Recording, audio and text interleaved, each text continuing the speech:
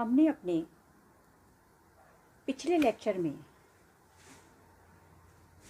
ध्वनि, नाद, नाद के प्रकार, नाद की विशेषताएं, इन सभी विषयों पर चर्चा की थी। हमारा आज का विषय है श्रुति, स्वर और किस तरह से 22 श्रुतियों पर 7 स्वरों की स्थापना की जाती है।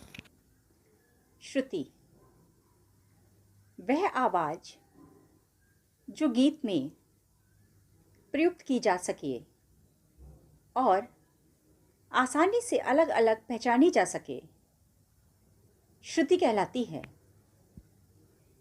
इसे अधिक स्पष्ट समझने के लिए हमने एक नाद लिया जिसकी आंदोलन संख्या 100 कंपन प्रति सेकंड थी। फिर दूसरा नाद लिया जिसकी आंदोलन संख्या 101 प्रति सेकंड थी। वैज्ञानिक दृष्टिकोण से तो ये दो अलग नाद हैं, किंतु इनकी कंपन संख्याओं में अंतर इतना कम है कि किसी कुशल संगीतज्ञ के कान भी शायद ही इन दोनों नादों को अलग अलग पहचान सकेंगे। यदि हम दूसरे नाद में क्रमशः एक एक कंपन प्रति सेकंड बढ़ाते जाएं, तो यह दोनों नाद अलग अलग पहचाने जा सकेंगे और दोनों का अंतर भी स्पष्ट सुनाई देगा।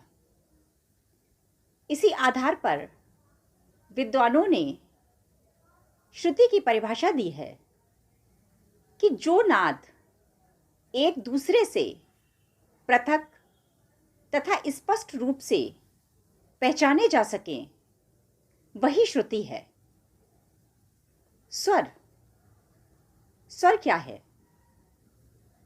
वह संगीत उपयोगी मधुर नाद जिसमें संगीत कला क्रियान्वित होती है, स्वर कहलाता है।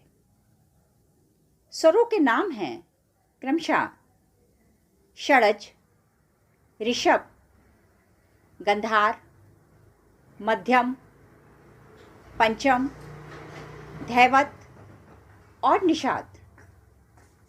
इनके सांगीतिक नाम हैं सा, रे, गा, मा, पा, धा और नी।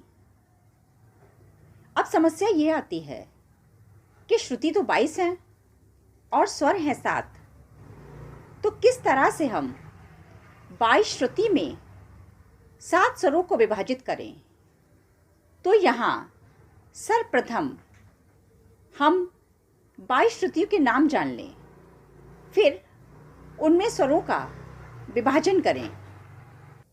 इसके लिए प्राचीन ग्रंथकारों का एक सूत्र है, चतुश्चैप चतुश्चैप, षडज मध्यमा पंचमा, द्वय द्वय, निषाद गंधारो, त्रिय त्रिय, ऋषभ धैवतो। अर्थात सा, मा, पा की 4-4 श्रुति, गा और नी की 2-2 श्रुति तथा रे और धा की 3-3 श्रुति। अर्थात इस प्रकार ये सूत्र बना 4-3-2, 4-4-3-2। हम इस सूत्र को ऐसे भी याद कर सकते हैं 432, 44-32। अब श्रुति और स्वर का विभाजन एक तालिका द्वारा। अब श्रुति स्वर विभाजन। श्रुति स्वर विभाजन 432, 44-32 सूत्र के अनुसार यह है हमारी क्रम संख्या, यानी कि 22 श्रुतियाँ।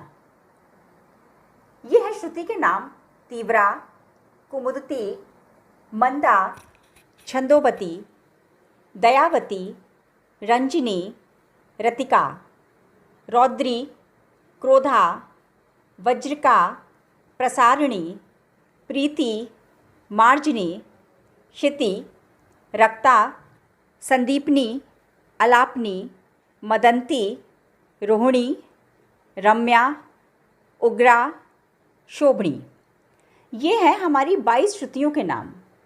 अब जब हमने इन पे स्वरों की स्थापना की तो हमने उसी सूत्र को लिया 4-3-2, 4-4-3-2, यानी कि सा की स्थापना चौथी श्रुति पर, रे की स्थापना 7वीं श्रुति पर, गा 9वीं श्रुति पर, मा 13वीं श्रुति पर, पा 17वीं श्रुति पर, धा 20वीं श्रुति पर और नी 22वीं श्रुति पर।